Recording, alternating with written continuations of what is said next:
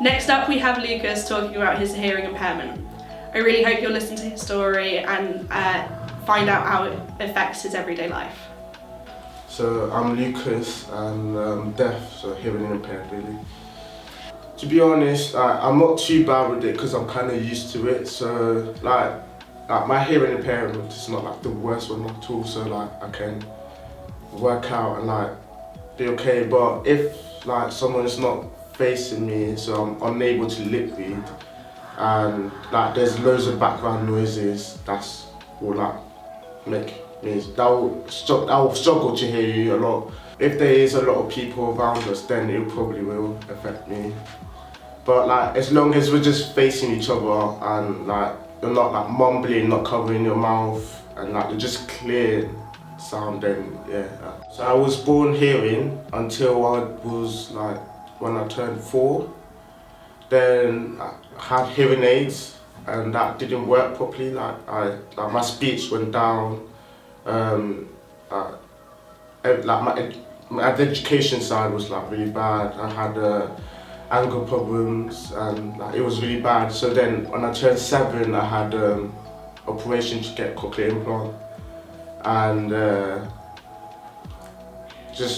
I stayed year 2 twice because that's how bad my speech and like education was getting worse.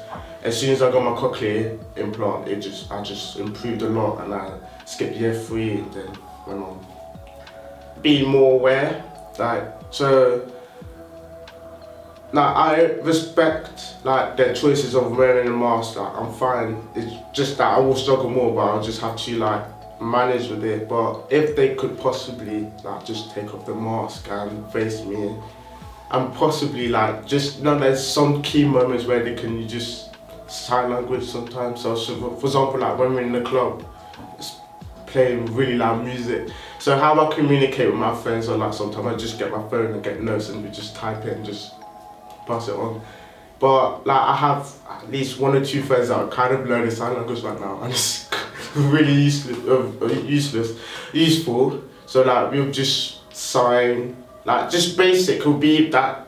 It's better than nothing really. So yeah, like learning sign language, facing me, possibly no mask would be really helpful for me. I've applied for DSA and ALS, and ALS has told all my lecturers that I'll be in their lectures and it was okay for them to take off their mask, which they all did, which is really helpful. I have a note taker as well, so she takes notes, and then like after the lectures I just go through them. And if I didn't get the lecture or like missed it, I will just go through the recordings, and the recordings has closed captions, so that is really helpful. So I can have that with the slides next to it. Perfect. Thank you, Lucas, for sharing that with us.